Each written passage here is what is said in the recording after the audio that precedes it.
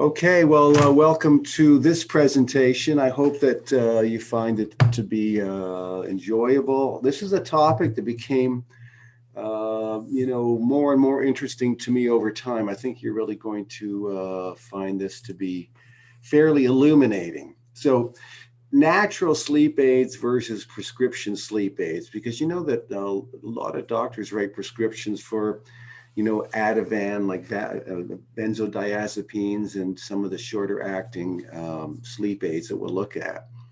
But the question is, how safe are they? And are there some natural things that can do as good a job, if not better, and actually provide some secondary benefits? And the reality is that seems to be the case.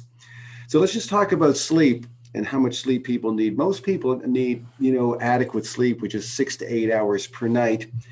Without getting that, it's very much linked to the person's future health and well-being. We probably don't appreciate from day to day the importance of sleep to overall health. So we'll just review some of that. For most people, 7 to 8.5 hours is sort of the norm. Some people can get by on as little as 6, but those are the exceptions. Those are rare cases. Some people think that they can get by on 6, but actually their performance starts to decline. But you really should aim for at least 7 hours of sleep a night. Without adequate sleep, you're really asking for mental health issues, physical health problems, your quality of life changes, how you perform physically and mentally and interact with people really is very much determined by how much sleep you had the night before or the day before. So it really determines your quality of life, decision making, all kinds of things really factor in to sleep, physical and mental health aspects. And with sleep deficiency, you are setting yourself up for an increased risk of heart disease, kidney disease, high blood pressure, diabetes, and stroke, and increased risk of obesity. When people are tired, they tend to confuse fatigue with hunger. So late at night, some people, rather than going to sleep, they feel tired. They go to the cabinet and they eat a whole bag of cookies instead. So think about, your own nighttime behaviors when you're getting sleepy. Do you tend to overeat more carbs, eat more food beyond your feeling of contentment? I know that that's the case with me. So sleep deprivation also increases the tendency for mental errors, right? Traffic accidents, all kinds of tragic events. So sleep is critically important. And to help your patients get the right amount of sleep, I think is one of the factors that should come up in conversation. You can also get too much sleep. People who are sleeping 10 hours or more, there could be underlying issues here. They might actually be in a depression, or they develop diabetes, or they're at high risk for heart disease and their body is becoming extremely weak. There's a higher risk of death, people who are sleeping. This might exclude teenagers who can routinely sleep 10 to 12 hours at a time. But for a regular adult sleeping 10 or more hours a night, it requires a proper medical investigation with blood tests, ECGs, and so on. So just keep that in the back of your mind. In terms of what sleep is, there's 4 stages of sleep. There's these 3 stages that are sort of the non-rapid eye movement sleep, or non-REM. And then there's the final stage, the final stage of sleep, stage 4, which is REM sleep. So we'll sort of go through this, but generally the stage 1 only lasts for a few minutes. And it's when you're sort of asleep, but you're still awake at the same time, if you will. You're still sort of aware of your surroundings. Then you go into that stage 2 sleep, where your breathing slows down, your temperature declines, the brain starts to produce different kinds of wavelengths. It lasts for about 20 minutes.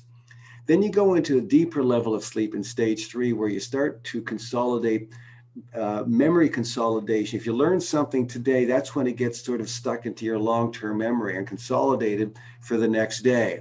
So stage 3 is very important. Also, you get physical repair and renewal. Then you get into REM sleep, which is rapid eye movement sleep, where your eyes are moving quickly and you're dreaming vividly, but your body is absolutely paralyzed, so you can't act out your dreams. But this is also where your immune system is getting stronger and it's very reparative. So on the following slides, I have to move through these quickly because I have too many slides to present in 1 hour. I sort of summarized the different phases of sleep as I sort of quickly outlined it for you here. And you might find it interesting to go through. So I'll make sure these slides are sent to you after the webinar today, so you can actually drill down and just sort of appreciate the different stages of sleep. Here's sleep stage 1. It's sort of just, you're still sort of half awake in stage 1. Then sleep 2, this is 50% of your total sleep time is in non-rapid eye movement stage 2. And this is when, your breathing slows, your body temperature drops down, and your body will revisit these stages throughout the night. Memory consolidation begins here as well, where you start to filter your memories and you consolidate things, and new skills develop. I know for myself, if I'm sitting with my guitar trying to learn a new guitar piece, and I work on it and I work on it, I'm sort of making progress. And then I sleep on it. And then the next day I wake up, and if I pick up my guitar very often, I can play it. Now I can play. The new neural circuit forms overnight while I'm sleeping.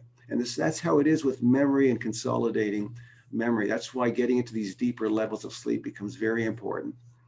This is stage 3, where your delta waves, this is a very deep level of sleep now, to the point where if there's noises in the background, they're probably not even going to wake you up. But again, your muscles are relaxed, your blood pressure is dropping, you're in a deeper level of sleep. Your body starts to repair itself physically. This is where physical repair starts to occur. Your body renews itself, and you consolidate declarative memories as well, new knowledge and stats and skills. And then you get into REM sleep, where the brain's really aroused and there's rapid eye movement, but your muscles are paralyzed, so you can't act out your dreams. It's a good thing that you can't actually start acting them out, because sometimes they're very vivid and crazy. So all 4 stages are critically important. And this one sort of kicks in about 90 minutes later. But it's stage 3 sleep and REM sleep where you get strong memory consolidation. So being able to get into deep sleep really matters. I'm really raising this issue because some people are now using sort of medical marijuana for sleep. But it actually allows you to be drowsy and to sleep, but it doesn't allow you to get into the deep levels of sleep that are actually renewing, reparative, and immune modulating. In fact, it weakens your immune system. So we're going to see this a little bit later on. So you want to be able to sleep in a way that gets you into all these stages. So your body goes through these cycles throughout the night, where you're going through the different cycles of sleep, and you repeat them a number of times throughout the night. And when you get into the deeper levels, your immune system's getting stronger, and all these things we sort of talked about. And once REM sleep is over, you go back to stage 2, because stage 2 occupies about 50% of all the sleep time that you have. So how do you optimize sleep? Well, many people are sleep deprived. They can't get a good night's sleep. 30% of Americans report not getting even 6 hours of sleep often. So a lot of things can impact it. Of course, stress. Your mind is very busy. Smoking, exposure to too much light at night, especially blue light. If there's any blue light in your bedroom, you want to try to cover that up. Certain types of modems and TV sets and clocks and things, sometimes they have a lot of blue light, so you want to cover that at night. And also not getting enough light through the day, shift work, of course. And then as you get older, the drop in melatonin becomes a critical factor to not getting enough sleep. And current evidence, as they say, suggests that taking melatonin before bedtime may help. So this is from the Sleep Foundation. Also, recent studies on healthcare workers who are sort of frontline treating COVID-19 patients. The studies show that for every 1 hour of extra sleep they get a night, the risk of developing COVID-19 and its complications are 12% less.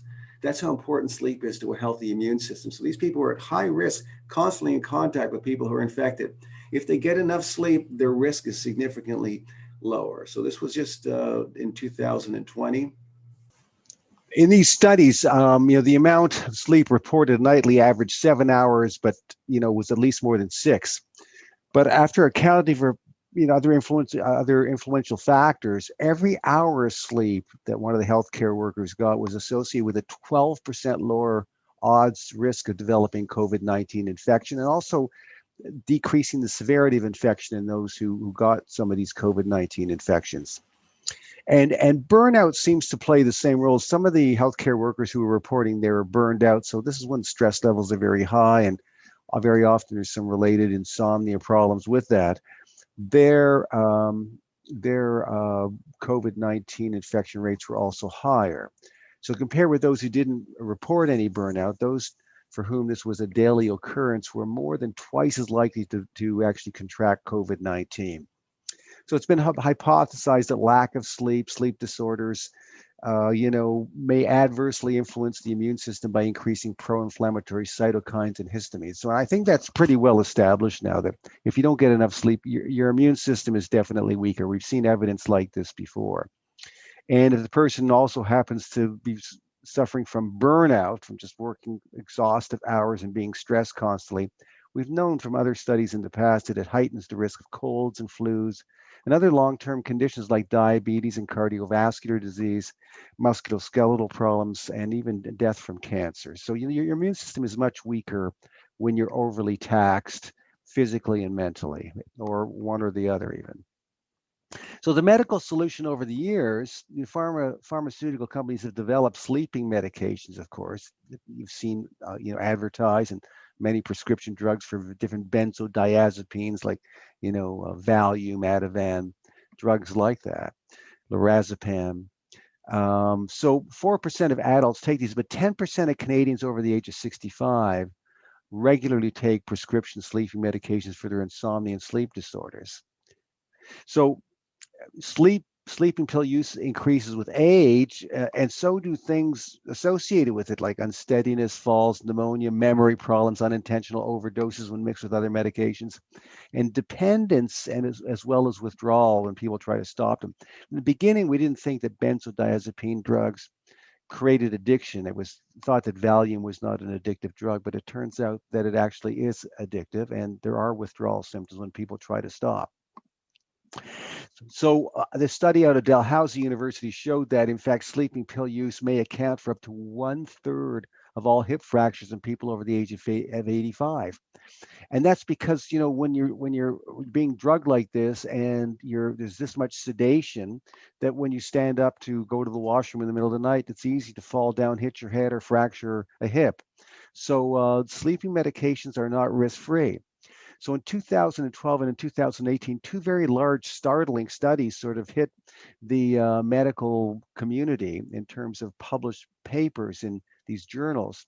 So a 2012 study, and I'll review the details a little bit later on, but the 2012 study showed a link between sleep aids to a higher risk of early death, right? Even if people were prescribed fewer than 18 pills a year, people prescribed the most hypnotics were 35% more likely to develop a new cancer after about 2.5 years of follow-up compared to non-users. So that's significant, and you're going to see this is a very large study. Then in 2018, a very similar finding concluded that sleep medications are related to serious illnesses and premature deaths from cancer, serious infections, especially upper respiratory tract infections, and also mood disorders, accidental injuries, and suicides, as well as homicides. So what are these drugs that we're talking about that could potentially have these side effects? Well, primarily they're the benzodiazepine drugs, and also these new Z drugs. These are non-benzodiazepines, but they work in a similar way. So benzodiazepine drugs, like Valium, Ativan, lorazepam, they're very good anti-anxiety drugs. They're good for decreasing seizure disorder in some cases. But when they're used as strictly a sleep aid, this is where I have some concerns because of the risks associated with their use, and also because they don't provide any health attributes the way many natural things do that we'll see down the road here. So those are the benzodiazepines. Then there's the non-benzodiazepines. This is a newer class of drugs. They're called the Z drugs, which are a little shorter acting, like just 4 or 5 hours. For someone who can't get to sleep and they're struggling, they might take it at 3 or 4 in the morning just to try to get 4 hours of sleep. It's sort of like a rescue medication. So these benzodiazepines and the non-benzodiazepines, actually what they do is they decrease the time it takes to fall asleep. They decrease the number of nightmare awakenings, and they increase total sleep time and sleep efficiency. They definitely help people get to sleep and stay asleep. There's no question that they're efficacious from that standpoint. These are the Z drugs like Ambien and Sonata. They're more short acting, just like sort of 4 hours at a time. Whereas a person who's taking Ativan might take it, before they go to sleep at night, say half an hour before or so. these drugs like Ambien and Sonata they're often used if a person tries to get to sleep on their own and they can't. And now they're still awake at 2 or 3 in the morning. They might take a short-acting drug like this just to get them to sleep, so they get some sleep and they wake up in the morning without some hangover type effect from it. The way that both of these classes of drugs work, the benzodiazepines and the non-benzodiazepines, is they're positively affecting gamma-aminobutyric acid receptors, so the GABA receptors. So the GABA neurotransmitter is a very powerful inhibitory transmitter in the central nervous system. So it sedates things. It stops nervous transmission from being cranked up. So it really sedates things. So it can be used to decrease anxiety and to decrease, raise the seizure threshold. And it can also help people get into sleep. But there's some negative outcomes that can occur if people use these too often, including addiction potential. Sleeping aids, Z drugs like Ambien and Sonata. These effects, they're more short-acting drugs. These are drugs that people use. Let's say they go to sleep at 10 or 11 o'clock, and at 3 o'clock in the morning you're still awake. They can take a Z drug because it's shorter acting. It'll help them get maybe 4 hours of sleep. So they're sort of used as a rescue medication for sleep, if you will. They're not. Whereas the Ativan or benzodiazepine drugs, people use them at 8, 9, 10 o'clock at night to get into a deeper sleep. So the way that they work primarily is by stimulating the GABA receptors in the central nervous system, which I'm going to show you. The problem is that with the benzodiazepine drugs, and even these shorter acting Z drugs, there's strong evidence that they can cause addiction potential, so that if you stop using them, there are withdrawal symptoms. And that's a serious concern, as well as all of the other these other adverse side effects that I showed you earlier. So here's the GABA receptor in image form here. So normally at night, or when you're under stress, the body will produce gamma-aminobutyric acid, the strongest inhibitory neurotransmitter in the central nervous system. And it'll attach to the GABA receptor, open the chloride channel. Chloride will go through and it'll sort of suppress nervous system nerve conduction and suppress the effects of adrenaline and noradrenaline. So it takes the edge off the day and you can sort of fall asleep or get into a more sedated state. So benzodiazepine drugs, and the non-benzodiazepine drugs, the shorter acting ones like Sonata and Ambien, they act on GABA receptors. And they have a similar effect as the natural neurotransmitter GABA. And of course, alcohol, if you drink enough of it, will actually be very sedative as well by acting on the GABA receptor. So as you have the nerve impulse traveling through the synaptic cleft, the benzodiazepines sort of stimulate the GABA receptor to amplify the GABA signal, which then sort of inhibits ongoing nerve conduction and suppresses nerve activity and sedates the person so they can fall asleep if they take a high enough dosage.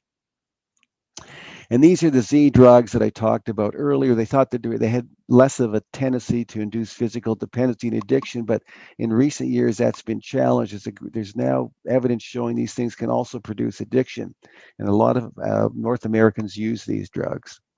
So this is a 2012 study showing the dangers of these drugs with respect to mortality and cancer. So this is a study that included almost over 10,000 people using sleeping pills over a 2.5-year period, and there's 24,000 people roughly in the control group. So what they saw was that they showed that the 8 most commonly used hypnotic drugs that were associated with increased hazards of mortality and cancer, including the popular prescribed medications like Ambien, which is a short-acting drug, which we thought was pretty safe. So compared to non-users of sleeping pills, people using sleeping pills have these stronger associations with all-cause mortality and with cancer. The 2012 study here, going backwards, sorry. The study links sleep aid medications to a 4 to 6 times higher risk of death. Even among people who are prescribed just 1 to 18 sleeping pills per year, the risk of death was 3 to 6 times higher. And this was true for all age group, all age categories. Rates of new cancers were 35% higher among patients who were prescribed at least 130 hypnotic doses per year. So these are alarming statistics to me. So if you don't have to use these drugs for sleep, then I think the patient's way better off to use things that are more natural. So there are natural solutions to this. And of course, you know about melatonin, but I'm going to cover other ones here that maybe you're not as clear about. So I want to start with GABA. You can actually buy and use gamma-aminobutyric acid as a supplement. That's what the GABA receptor recognizes to the greatest degree. But because it can't be patented, it's not made into a drug and there's no advertising for it. But if you take low dose GABA, it is a very powerful inhibitor of the central nervous system that's very much involved in sleep physiology. It's been shown in many animal studies to counter the wakefulness and insomnia problems induced by caffeine. So you give animals caffeine at a specific dose, it would normally keep them awake. If you give them GABA concurrently, it counters the effects of caffeine. And also in humans, we're seeing the same evidence. So reports suggest that GABA possesses other functional health benefits, showing potential effects on helping with blood pressure, decreasing stress, reducing risk of cancer and inflammatory disease. It has the opposite effects of the benzodiazepine drugs and the Z drugs. Studies suggest that GABA receptor agonists, or you're just using GABA itself, can alleviate sleep disturbance and help regulate circadian rhythm as it helps to regulate sleep. There's all kinds of great studies on this, also showing it has an inhibitory effect on this these excitatory new neuropeptides that had been discovered recently, the hypocretins. So you can review these slides when I send them to you. It also targets other independent pathways that are involved in sleep physiology, and we think it also helps to increase naturally. If you give people GABA, it also increases their melatonin and serotonin levels, which also secondarily help to improve sleep quality and duration. So the GABA studies are phenomenal. And then there's 5-hydroxytryptophan. Did I cover everything I want to say here? I think so. Then there's 5-hydroxytryptophan. So it occurs naturally. The reason it's not a drug is because it occurs naturally in this seed, this African seed. And 70% of the 5-HTP that you swallow, after it goes through the liver to be metabolized, the remaining amount of that, 70% of it crosses the blood-brain barrier and can be converted quickly into serotonin. So when you have higher levels of serotonin, you have a greater sense of well-being that can be helpful in preventing depression or as an adjunct to medications and treating depression, as we'll see later. But higher serotonin levels also help you relax and are related to sleep physiology. So 5-HTP has also been used in the treatment of fibromyalgia, insomnia, obviously, binge eating, attention deficit disorder, chronic headaches. Anytime raising serotonin levels can be helpful. The original studies on depression and 5-HTP were conducted in the 70s and 80s. Some of the studies were not conducted, they weren't great quality controlled studies. But generally speaking, in more recent years, we're seeing that 5-HTP can be used if it's monitored properly in conjunction with standard antidepressant medications. But that's another topic for another day. But just so you see the physiology, how the brain makes serotonin. So we see that tryptophan becomes 5-hydroxytryptophan. But if you give people 5-hydroxytryptophan as a sub, that gets into the brain much easier than does tryptophan. And it quickly becomes serotonin. And from serotonin, the pineal gland can make melatonin. Now, it makes less melatonin as you get older, just for genetic reasons. But it's been used in studies to improve depression. I think it may actually help prevent it as well. Crosses the blood-brain barrier extremely well. Rarely there are some side effects of 5-HTP. You see them here: nausea, vomiting, diarrhea. But really, as a rule, that doesn't happen if you use a low dose of 5-HTP. 5-HTP, those side effects occur when you give people 5-HTP as a single ingredient only, and you're giving them like 200 to 400 milligrams a day for, say, fibromyalgia. You might get side effects like this, but just as a sleep aid, you don't have to take doses that are that high. There's some precautionary notes with 5-HTP in people and children that have seizures or Down syndrome. Of course, women who are pregnant or breastfeeding shouldn't take anything other than what's prescribed by their doctor. Same with liver and kidney disease patients. 5-HTP may interact adversely with MAO inhibitors, but MAO inhibitors are not really used for depression anymore because they have so many side effects on their own. But it can be used in conjunction with standard antidepressant drugs, whether they are tricyclic antidepressants like amitriptyline or with Prozac and those sort of serotonin reuptake inhibitors. In patients who have Parkinson's disease who are on the drug cardopa, which combines L-DOPA with a decarboxylase inhibitor. It's sort of a 2-in-1 type drug, so that more of the L-DOPA can reach the brain and become dopamine. There may be some interaction that might produce skin lesions in that case, so you want to be aware of that. But studies using 5-HTP for sleep are extremely encouraging, so showing the person gets to sleep faster, they sleep more deeply, which is great. And often these studies use high doses of 5-HTP as a single agent, but I'm suggesting that you don't do that because high dose 5-HTP can actually cause disturbances and side effects. So it's better to use low dose 5-HTP and combine it.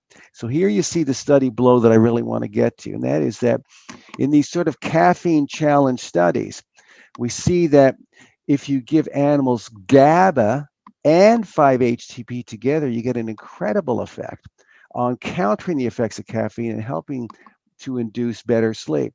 So the conclusion in these studies was showing that through video tracking and behavior, that giving GABA with 5-HTP is a fantastic little combination. So the conclusion from this report in 2018 is that combining gamma-aminobutyric acid and 5-HTP, just low dose, can be a potential medication that acts as a low dose with fewer side effects than common sleeping aids on behavior and neurochemical responses so that you have better quality sleep without risk of side effects. Also, when you raise serotonin levels, it can help people lose weight because when you have more serotonin, there's more satiety, you don't eat as much. And so you have less food intake, body mass index goes down. So there's a few studies like that. This takes us to melatonin, where I want to spend a fair bit of our time today. So you know that melatonin is normally secreted by the pineal gland. I showed you the physiology of how the body makes it. Normally, melatonin is made when the retinal receptors in your eye start to pick up darkness, and it relays a message back into the brain and stimulating the pineal gland to produce and secrete melatonin. So darkness is the stimulation.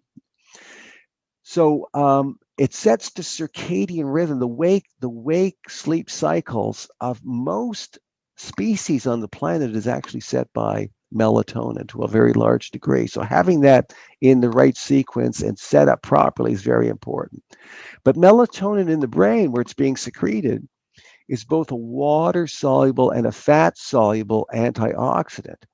So and remember, the brain is a very fatty, waxy area. So having an antioxidant in the brain that can work to protect the lipoproteins and the fatty acids and all the other fatty structures in the brain is critically important to us to preserving nerve cell function. We see that melatonin also modulates immune system function in a very positive way. It has a profound number of anti-cancer properties, which I will show you. I'm going to show you the evidence to show that it helps to decrease risk of age-related neurodegenerative conditions, including Alzheimer's, Parkinson's disease, possibly Lou Gehrigs disease. And clinical studies show that it helps to reverse mild cognitive impairment, improving sleep in these patients and improving their cognition.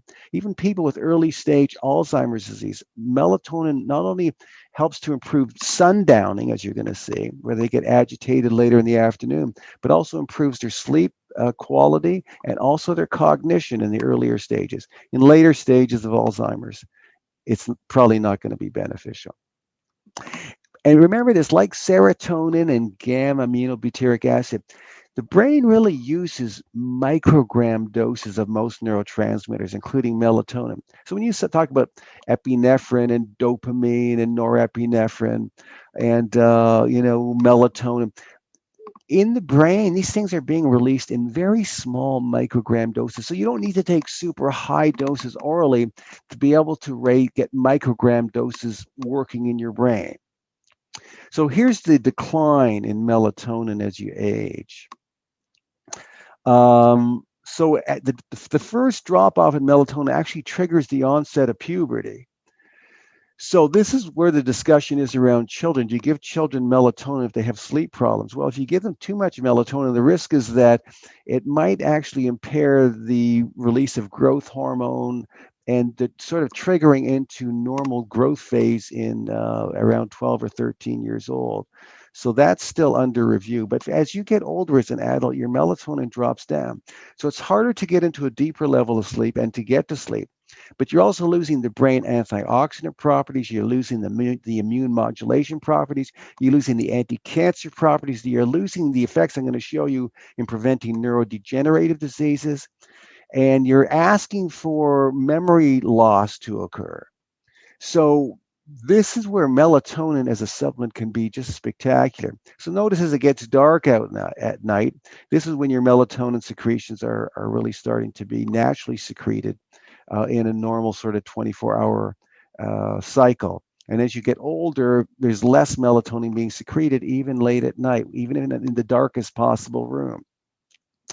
So with respect to melatonin studies, the Sleep Foundation, basically, their report says melatonin supplementation is really helpful for people who have what's called delayed sleep-wake phase disorder. So that would be me. I'm someone who's sort of a night owl.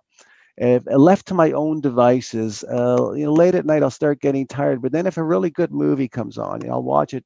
Naturally, I would watch it till 2 or 3 in the morning, or I'll start playing my guitar at 11 o'clock, and next thing I know, it's like 2:30 or 3 o'clock in the morning, and I'm wide awake. So that's a problem. So I find that for me, if I take the melatonin supplement that I'm going to show you at around say 10 o'clock at night, that by 11 o'clock I'm ready to sleep. I can't watch a movie or start getting distracted by other things. So for people like me, it's extremely helpful. Also, there's great studies showing its effects on jet lag. So again, proven effects on people that have this sort of delayed sleep disorder as I do.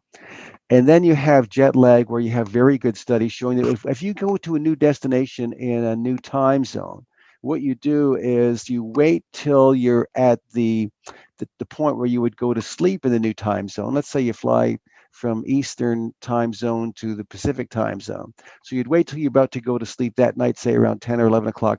You would take melatonin an hour before bedtime, Pacific time, and when you wake up in the morning, your body's circadian rhythm is now set to Pacific time. You don't have to wait the 3 to 5 days for your body to adjust. You can adjust it much faster by taking melatonin upon arrival just before you go to sleep that night.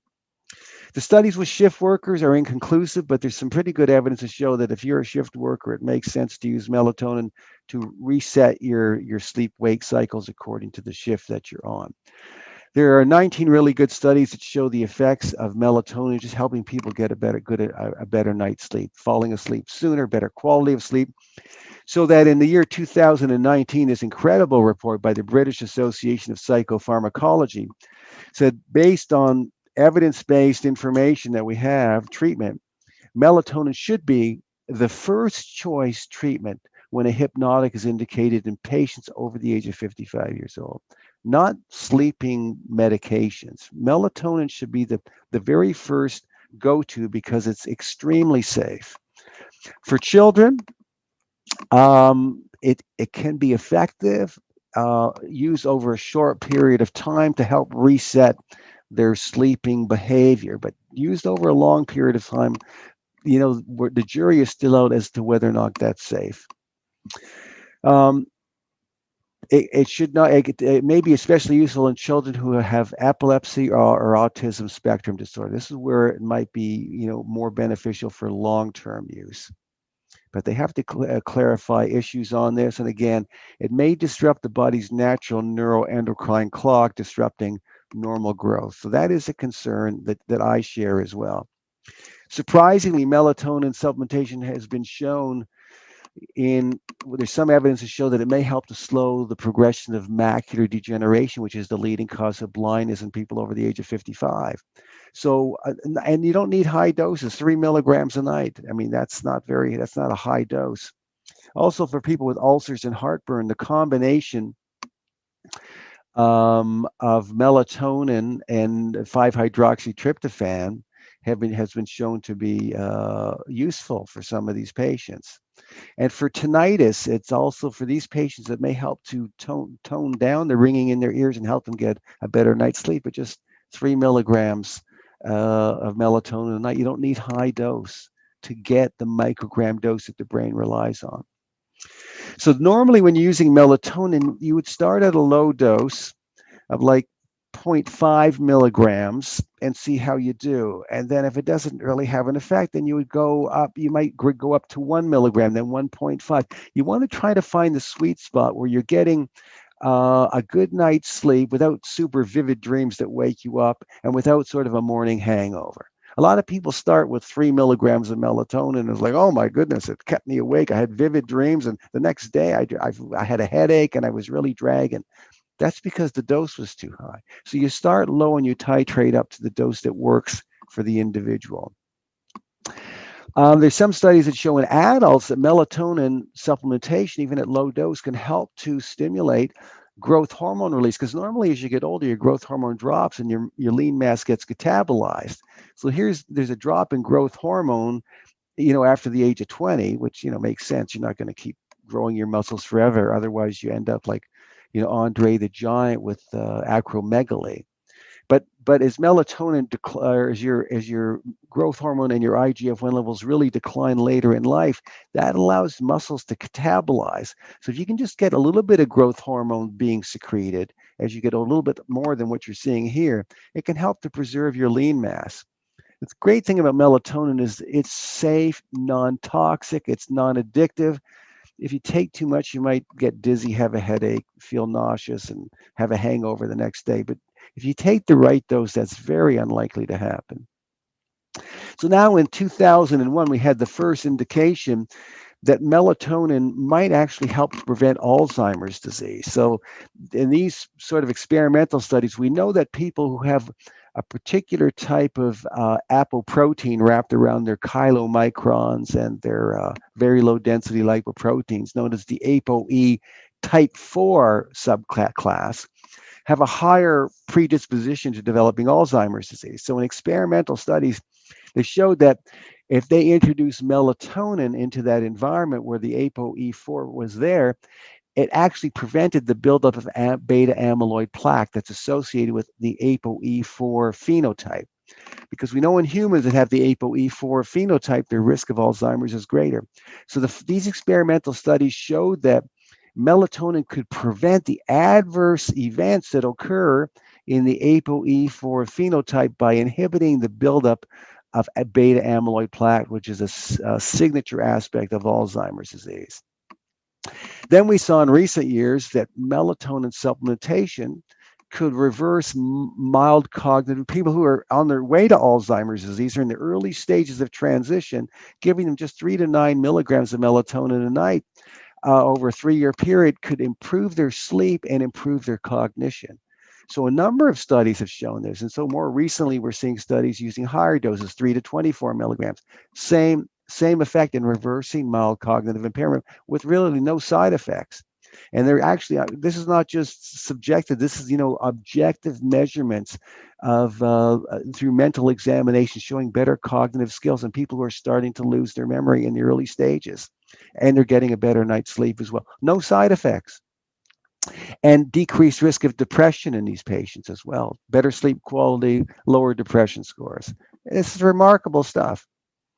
So then in 2019, this great publication in Frontiers of Endocrinology saying, look, we have incredible evidence now from experimental studies and now early studies with Alzheimer's patients to show that melatonin prevents key steps in development of Alzheimer's disease and Parkinson's disease and can be used as a therapeutic agent are a complementary therapeutic agent in both Alzheimer's and Parkinson's disease in human studies.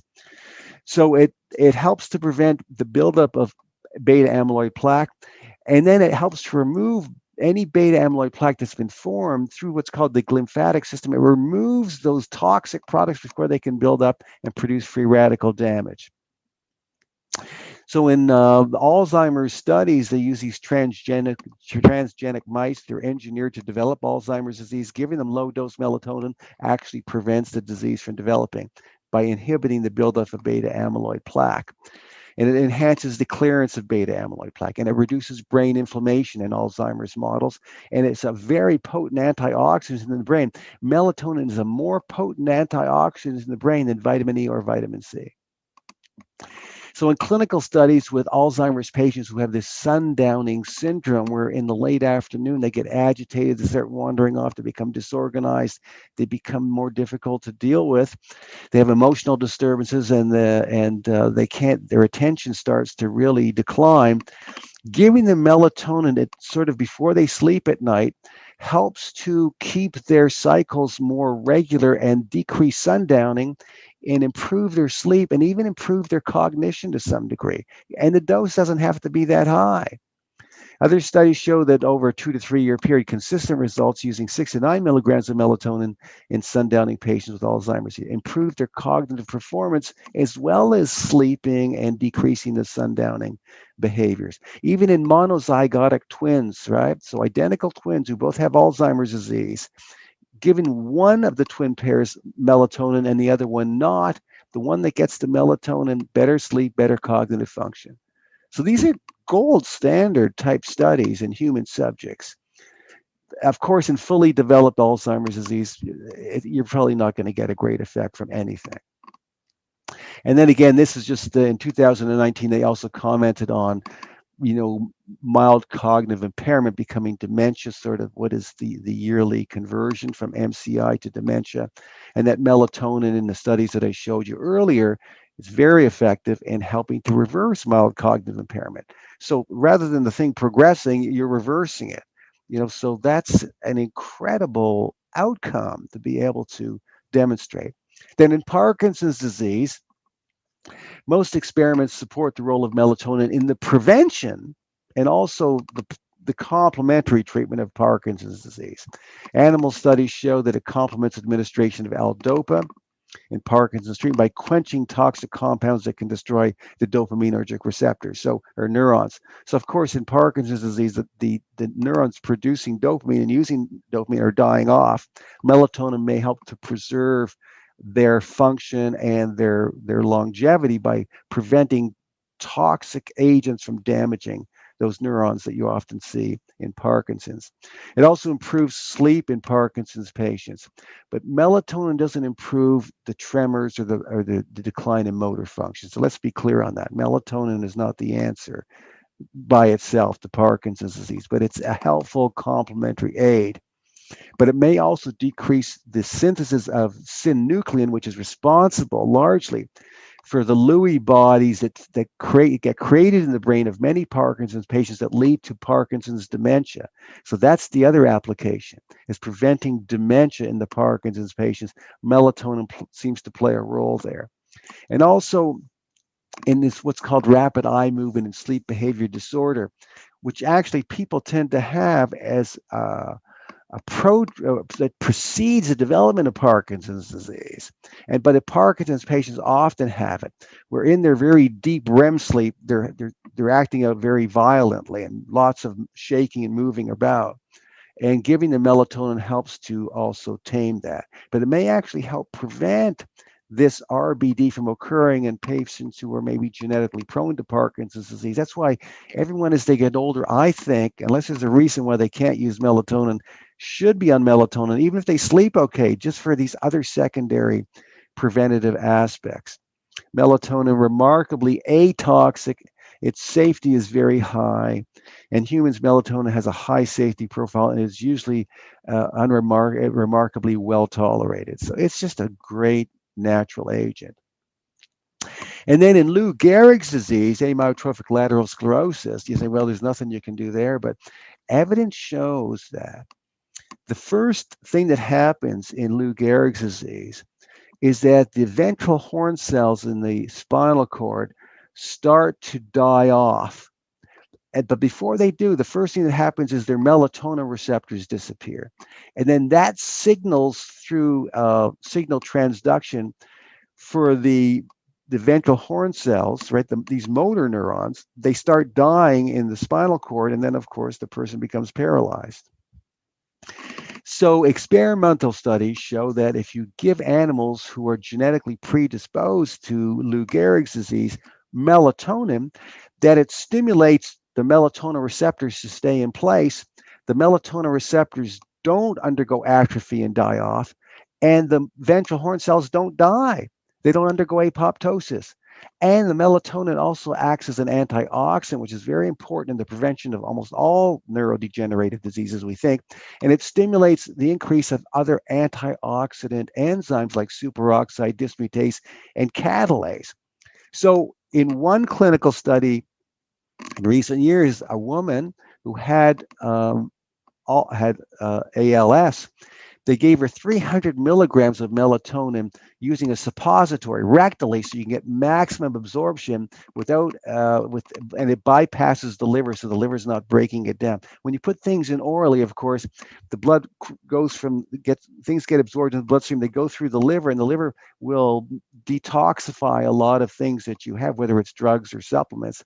And so there's only the remaining aspects that didn't get detoxified are available to be used by the target tissues. Using a suppository approach, you bypass the first pass through the liver, so more of the active agent can reach the target tissue like the brain. So that's why they did it this way. The results were astonishingly good, by the way, helping to slow the progression of the disease. So we even have at least one human case where this is valid. So as people get older, to prevent neurodegeneration, it looks to me like melatonin is a strong consideration. Then melatonin and immunity. I've shown you this in the immune section before, that melatonin, there's a docking agent right on the T helper cells, which is they're the quarterback of the whole immune system. When melatonin binds to the T helper cell or the CD4 cell, it really modulates immune system function in a significant way. In animal studies, giving older animals melatonin reverses the decline in immune function, and they have a more youthful immunity. And we think the same happens in humans, because I'll show you some of the human studies in a moment. So melatonin docks right onto this receptor on the CD4 cell. And then that really is the coordinates all the other immune cells to be working at a high level of efficiency. So as melatonin drops down as you get older, you're losing this modulation effect, and your immune system can never be as strong as it was when your melatonin levels were higher. And there's all kinds of research in recent years showing the impressive effects on melatonin on immune function in all kinds of human immune cells. So, and it shows you the mechanism of action through which they work on the antigen presenting cells, the CD4 cells, and even the natural killer cells, which are part of the innate immune system. The natural killer cells and the antigen presenting cells, they see a cancer cell or a virus or a bacteria, they just gobble it up right away before it gets a chance to have any traction. So as you get older, you're losing this effect. That's why as people get older, one of the reasons their immune system breaks down is they don't have enough melatonin to support it. So we saw this in COVID-19, where the National Institutes of Health on February the 3rd of 2021, this year, what did they say? Melatonin is another supplement that has been identified as a potential antiviral agent against COVID-19. It's been highlighted as a potential therapeutic agent, not prevention, but also therapeutic, due to its documented antioxidant, anti-apoptotic, immunomodulatory, and anti-inflammatory effects. So when Donald Trump was admitted to George Washington Hospital, part of the cocktail they gave him was melatonin, vitamin D, and zinc, because these things not only help to keep the immune system stronger on the preventative side, but have been shown to be beneficial, at least in early studies we have, therapeutically as well. And then melatonin in cancer. Not only does melatonin modulate the immune system, but it has some direct and indirect anti-cancer effects that are just eye-opening, really. So melatonin in breast cancer, there are lots of studies showing that low melatonin is linked to greater risk of breast cancer, and that melatonin has cancer-fighting abilities in breast cancer patients. Dr. Lissoni in Italy was the first one to use melatonin as a complementary agent in the treatment of breast and prostate cancer. You can look at that research and decide for yourself. Then in 2010, there was this fantastic review article showing the effects of melatonin on breast cancer, but it applies to other cancers as well, showing its effects. She lists them all. So actually, just so you understand, there are melatonin receptors on prostate cells and breast cells and other cells in the body, allowing melatonin to enter and modulate calmodulin, which you'll see is very important here, and also has direct binds to the retinoid receptor, goes right to the nucleus of the cell and gets the cell to slow down the rate at which it's dividing, increases the differentiation of the cell so it's more mature. It acts as an antioxidant, it detoxifies things, it helps to make sure that the cell is not going to act in an abnormal way that would make it more inclined to have cancerous behavior. So in this great review article on melatonin and breast cancer, she highlights all of these key factors where melatonin has been shown to play a role. Reducing overstimulation on breast cells of estrogen and progesterone by acting as a selective estrogen receptor modulator. So it's toning down the overstimulation of estrogen on these cells, decreasing the conversion of estrone, of androstenedione into estrone by inhibiting as an aromatase inhibitor. So you have less of the more dangerous estrogen floating around. It binds to the calmodulin, which I showed you in the previous slide.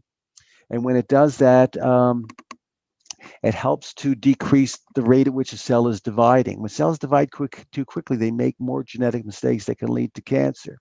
It also helps to preserve adhesion molecules, so cells in the neighborhood are speaking to each other. So if one cell gets out of hand, the other cells can sort of congregate and send messages to the immune system to go and knock that cell out or get that cell to commit suicide. But cancer cells often decrease their adhesion molecules so they can hide in the neighborhood and reproduce, and the other cells don't know what's going on. Melatonin forces these cancerous-looking cells to produce these adhesion molecules like E-cadherin and B1 integrin, so that they can become targets for other cells in the neighborhood to generate instructions for apoptosis to occur or to get immune cells to come and knock them out. Also, it prevents the telomeres in cancer cells from lengthening themselves, so they don't have this immortality. It inhibits the synthesis of certain fatty acids like the 13-HODE that you see here, which many cancer cells use for their own proliferation. So it's inhibiting that 15-lipoxygenase enzyme. Binding to the retinoid receptor, going right to the cell to have specific effects to make sure the cell doesn't act in a dysregulated way. Also, melatonin with immune modulation, we talked about that, suppressing inflammatory cytokines. These are unbelievable effects. So in breast cancer patients undergoing treatment, melatonin has been used to help them get a better night's sleep, better quality of life that they report, and maybe acting in certain ways in synergy with certain breast cancer drugs. So these are remarkable studies. And they're also showing less depression as well as they're going through treatment. So collectively in clinical trials, melatonin showed the ability to enhance the therapeutic effect of various anti-cancer drugs. That's amazing, while helping to get a better night's sleep and improving the quality of life of cancer patients. So these are human studies now. In prostate cancer, we have all kinds of evidence to show that melatonin does a number of things that can help to prevent the development of prostate cancer, the second leading cause of cancer death in men. So as your melatonin levels drop, as you get older, you're leaving your brain, breast tissue, and prostate tissue wide open to these effects that could have been prevented probably in many cases, these biological steps that are linked to the risk of cancer and neurodegeneration. Men who have lower morning levels of melatonin byproducts have been shown to be at higher risk for advanced prostate cancer in a number of studies. What we know is that melatonin slows down the rate at which prostate cells divide and increases their differentiation, so they're more mature, very similar to how vitamin D works, actually. Collectively, the scientific literature supports the potential application of melatonin in the prevention and treatment of prostate cancer. That's how I use it personally with patients. Even in these cases where prostate cancer is more aggressive, these sort of where you have androgen independent, where the prostate cancer cells don't have any androgen receptors, they're really malignant cells, highly malignant cells. Melatonin's been shown to tame even cells like this to some degree. Other cancers experimentally where melatonin shows promise in prevention of ovarian cancer, oral cavity cancer. These are important cancers. And also, uh, endometrial, liver, renal, gastric, pancreas, there's this great, see this article at the bottom here, this reference at the bottom? This is really worth reading, published in 2017, showing all the anti-cancer properties of melatonin we've seen so far. Even in patients that have lung cancer, it's been shown to increase the therapeutic effects of radiotherapy and anti-cancer drugs in patients that already have lung cancer and being treated for it. So there's no question melatonin has these anti-cancer properties. How strong are they in the long run? There's a whole bunch of things that affect cancer risk. But for me, having adequate melatonin each day is one of the, I think, critical components of prevention that I feel is something to consider. I've used it personally. Then there's Bacopa monnieri, so it's also known as the water hyssop. In the Indian medical system, Bacopa monnieri is used to improve memory and reverse early stage memory loss. There's a lot of studies to show it can do that, but it's also a great brain antioxidant, and that's what I like about it in this application, is that with melatonin, it can help to maintain optimal brain antioxidant potential. Not a lot of antioxidants can cross into the brain very easily, but melatonin and the bacosides in Bacopa monnieri cross the blood-brain barrier and may even increase the synthesis of other antioxidants in the brain. Then there are these studies showing the efficacy of Bacopa monnieri in helping people who have early stage memory loss get their memory back.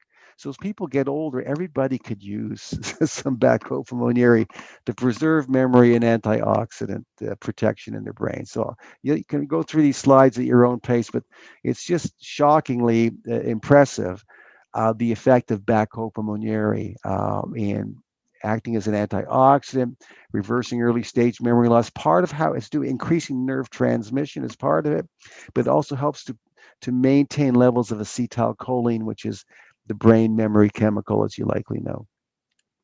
So I like melatonin and Bacopa monnieri together after the age of 40 because I think it's getting this brain antioxidant factor is important. Also preventing biological steps linked to memory loss and other neurodegenerative conditions that we talked about, like beta amyloid plaque and these other factors. And it's very hard to get these antioxidants into the brain, like vitamin C and vitamin E. They don't cross the blood-brain barrier easily, but melatonin does, and the bacosides from Bacopa monnieri cross the blood-brain barrier very easily, and they work very well in the brain. What about cannabis? So this whole movement with marijuana and medical marijuana, this great 2017 review showed that particularly CBD has the potential to be a good treatment for insomnia and sleep problems. So does THC, but THC, unfortunately, decreases REM sleep. So, rapid eye movement sleep is, where you get into the deep levels of sleep, memory consolidation, and reparative immune system function and repairing the body physically. Well, THC may help you get to sleep and give drowsiness, but it prevents you from getting into deeper levels of sleep. So that's a concern. I'll show you some other concerns. There are some synthetic THC drugs out there that have shown benefit for short-term sleep. But CBD holds promise for REM sleep behavior disorder and excessive daytime sleepiness with synthetic THC may reduce nightmares associated with PTSD. So one of the places where CBD and THC show a lot of promise and used medically is for patients that have post-traumatic stress disorder. In this case, I'm all in favor of these people using marijuana because it's been shown to be helpful in those specific cases of sleep disorders related to nightmares, where they have flashbacks of what the trauma was. But again, it's all this research is still in the infancy stage. The problem I have with THC, which is the psychoactive part of marijuana that gives you the high, is that it reduces REM sleep. That's important. And so it's going to decrease memory processing and memory control. As you get older, the last thing you want is something else that's going to interfere with memory, the conversion of short-term memory to long-term memory. So a lot of doctors are recommending, these THC products to their older patients so they can sleep better as sort of a natural sleep aid. But it's problematic for a number of reasons. And one of them is that it actually prevents consolidation of memory. And on the other hand, too much REM sleep can also be a problem. And that's where these people with PTSD might benefit from THC. So every case is different. It has application for this particular subgroup of people with this particular sleeping disorder and behavioral challenge. So these are my problems with THC, right? So as nice as it is sort of a therapeutic high, if you want to use it once in a while recreationally. Using it every day, it's going to interfere with your REM sleep.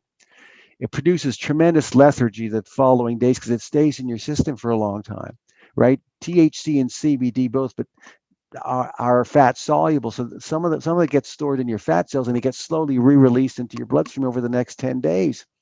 Which, if in the case of THC, that can be problematic. In a roadside test where they check your saliva, your blood, several days later, when you're not really feeling high anymore from the THC, you can still test positive for THC in your system. So these are the legal issues that are trying to be resolved right now.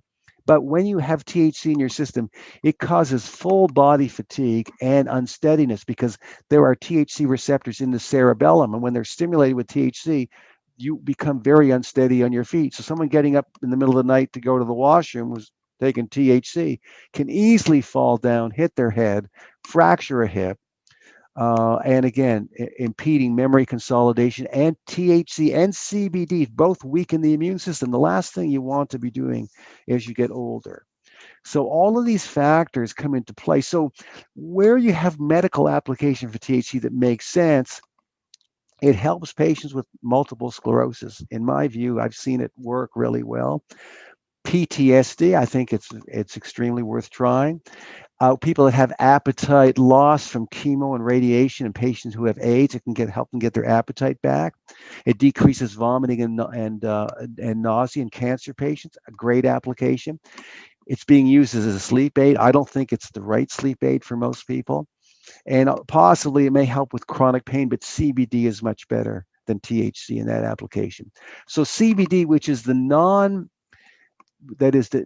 other active constituent in marijuana that's non-psychoactive, so there's no high or euphoria with CBD, but it does weaken the immune system.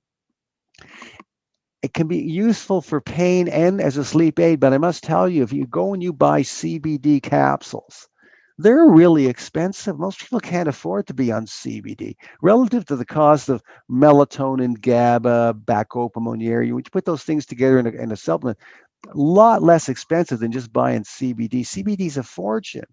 So it has medical uses for seizures, in children with intractable seizure disorders. It's some absolutely miraculous results there. For some people, it helps them with their pain. For some people, it doesn't.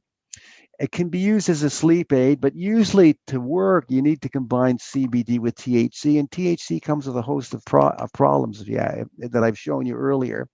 One other aspect of CBD that's impressive is that if it's in a topical lotion and there's a high enough dose, it can be very helpful for diabetic wounds. So there are great applications for these things, but it's on a case-by-case basis. Finally, there's valerian root. So valerian root is a natural agent. The National Institutes of Health in the United States say, it has some evidence to show that it's a sedative. It can be used to help treat insomnia. The evidence isn't really good. We're not sure of the mechanism of action. There's some adverse events that have been reported, but nothing that serious.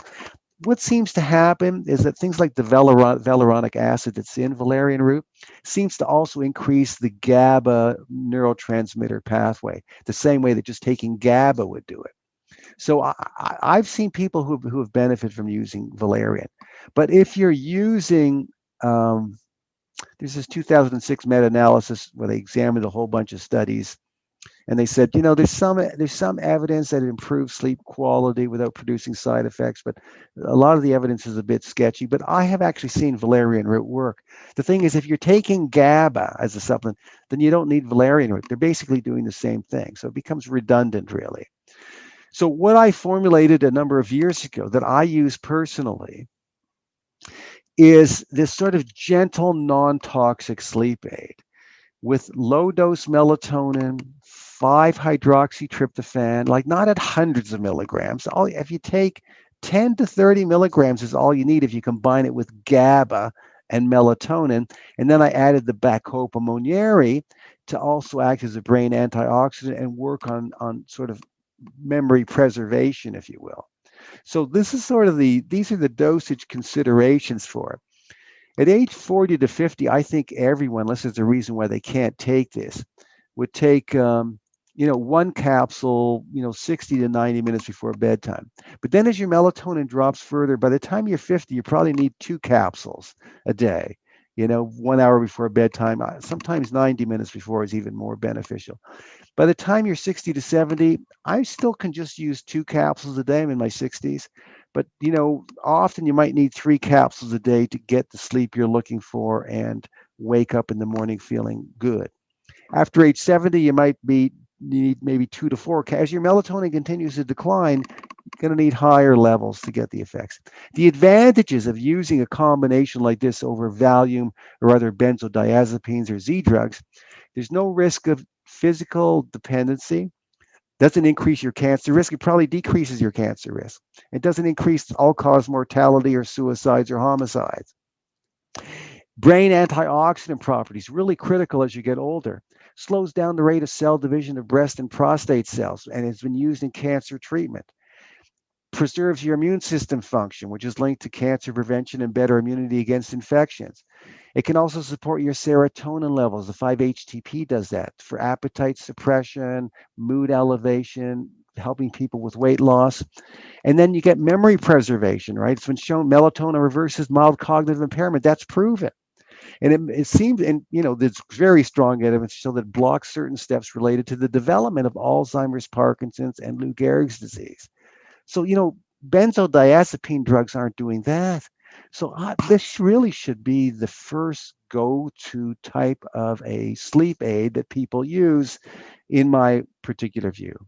So that's my presentation for today. I hope you found it helpful. I'll make sure you get these slides so you can go through them a little bit slower at your own pace. Look up some of the scientific references to see if there's other things you want to read or confirm in your own mind. But to me, the evidence is quite striking that a natural agent like this combination is something that people should be using after the age of 40, even if they don't have sleep problems. Just the brain preventative effects, I think, are critically important. So I just want to check my chat box here for a moment.